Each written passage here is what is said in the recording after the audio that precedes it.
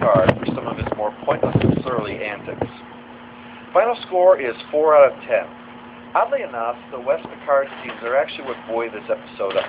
The drama about Picard's heart and everything to do with the Packers is mediocre at best and idiotic at worst. The only good thing to come from this episode is the follow-up we'll have in the later review, Tapestry. I could while away the hours, conferring with the flowers, hoping with the rain. And my head, I'd be scratching while my thoughts were busy hatching if I only had a brain. We are smart. I'd rattle every riddle for any individual, trouble and pain. You'd be thinking, another Lincoln if you had a brain. Oh, I could tell you why the ocean's near the shore. I could think of things I never thought before, and then I'd sit and think some more.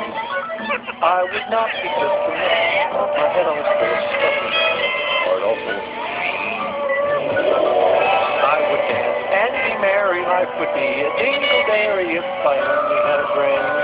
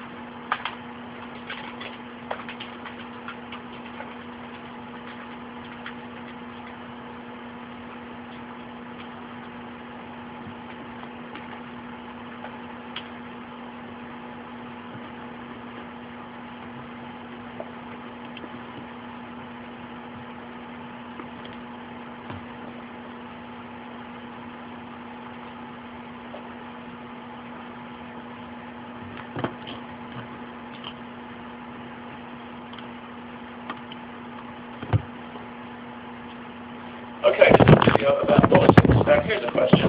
Should Ireland, long a province, be a nation once again? Whatever happened to that dream? It did flicker to life for a few decades, but those sunny days are now a distant memory because it's been snuffed out with ruthless Euro efficiency, and today the President of Ireland is effectively an unelected Belgian. This is because Ireland gave up its currency and joined the single European currency, which saddled the country with an artificially low interest rate, creating a massive bubble that has now burst spectacularly. And because banks are more important than people, the government is bailing them out with massive amounts of the people's money borrowed at interest rates guaranteed to keep the next generation in poverty. Understandably, people aren't very happy about this. So a couple of months ago, they held an election in Ireland where they voted for a new future, which, as it turns out, is identical to the old future. Just because they called it an election doesn't mean it had anything to do with democratic self-determination. Ireland is a member of the European Union, where democracy means you can vote for whatever you like, as long as it's more of the same. So the Irish people were given a straight choice between more of the same and more of the same. But they couldn't make up their minds, so they've got a coalition of more of the same. The European Union is very popular with politicians because it's very good to politicians. It was created for their benefit. It's not so good to voters because it denies them a voice, another reason it's popular with politicians. These days, we in Europe no longer make most of our own laws. We have them handed down to us by people we haven't elected and can't remove.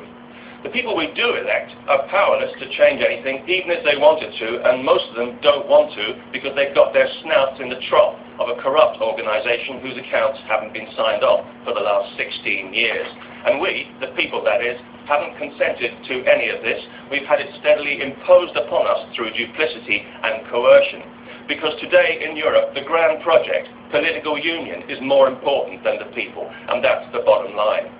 Nothing must ever be allowed to disrupt the project, especially not democracy. Indeed, if there's one thing a Euro politician despises and fears more than anything, it's the democratic will of the people. And this is because many of those who run Europe today were politicized by 60s pseudo-Marxist utopianism, which they're still determined to impose on the people for their own good, regardless of what the people might want. They believe in centralized state control, society as a project, their project. It's the mentality that ran the old Soviet Union, and it's the mentality that has driven the European Union forward against the wishes of the European people, imposing a constitution on the whole of Europe that hardly anyone was allowed to vote for, and imposing a single currency on the whole of Europe that's now falling apart at the seams. But they won't abandon it because they consider it a vital step on the road to full political union and the abolition of all European nation states under a central socialist dictatorship. So you can just imagine how inconvenient democracy is to this mentality, when people have consistently shown they can't be trusted to vote the way they're told. But what can they do? They can't just abolish democracy, because, well, that might raise a few eyebrows, even in sleepy old Europe. So instead they practice a kind of soft totalitarianism dressed up in the language of consensus that effectively neutralizes democracy. Yes, you can vote if you want to, but if you vote the wrong way, you'll have to do it again till you get it right, or your vote will be ignored for your own good.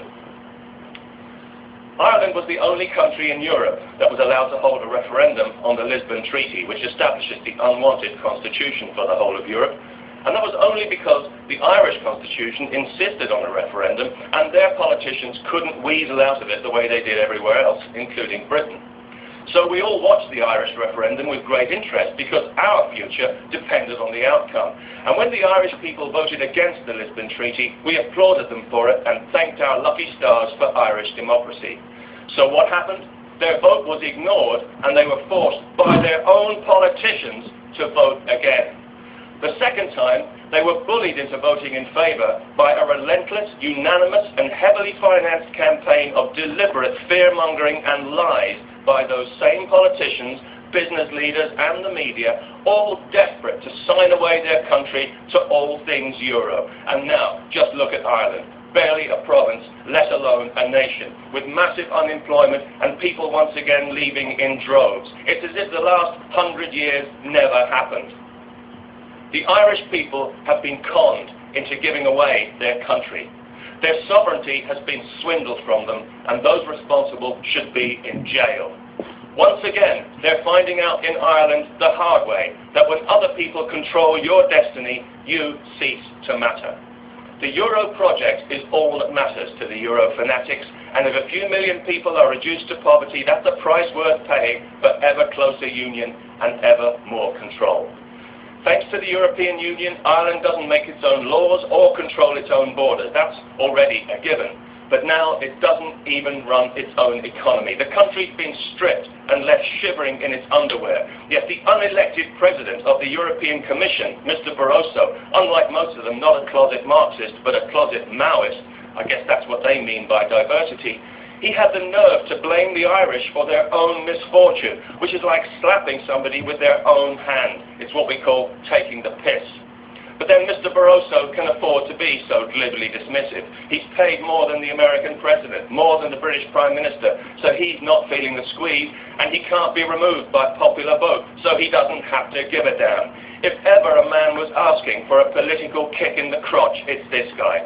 And Ireland could be just the country to give it to him, because he and his cronies are now terrified that Ireland might just say, enough is enough, and withdraw from the single currency, and set an example to other countries that could bring their whole corrupt artificial house of cards crashing down, that Ireland could decide to stand on its own feet again, to restore the punt, to default on these oppressive, predatory loans, and tell the bankers and the Eurocrats to shove their extortionate interest rates right up their Lisbon Treaty. You know, like a nation once again. But for that to happen, Ireland, you'll have to elect a leader, and not just another bloody politician. Good luck with that. Peace.